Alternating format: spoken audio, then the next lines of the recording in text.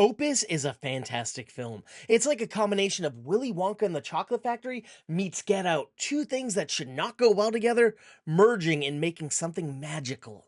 All right, it's about a world famous pop star who hasn't been seen or heard from in the past 30 years. And then out of the blue, he announces he's releasing a new record. And he's invited a select group of people to a small compound in the middle of the desert for an exclusive listening party and Q&A. Everyone invited is ecstatic for this opportunity of a lifetime. That is until one of the guests realizes they've been invited to a cult. And she thinks they're all in danger. She warns everyone that was invited, and they all laugh at her, and they just go about enjoying this luxurious getaway.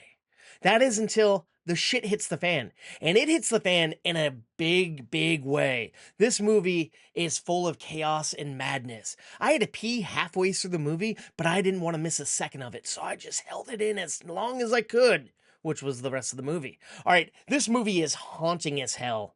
The sets are just so sterile and so ominous, and the cinematography is foreboding, and the action is brutal. The comedy is subtle. The story is rich, and the acting is, oh, it's so stellar. And not to mention the original music they're having Mr. Malkovich sing is pretty toe tapping. Now, this movie is one of my favorites of the year. Number one on the list so far. I know it's just the beginning of the year, but I've seen a lot of movies and this one takes the cake.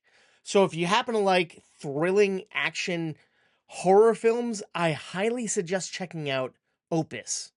And if you happen to like movie review podcasts, perhaps you could check mine out. It's called Movie Toast. News and reviews, and we're available wherever you get your podcasts. Thank you, and please stay toasty.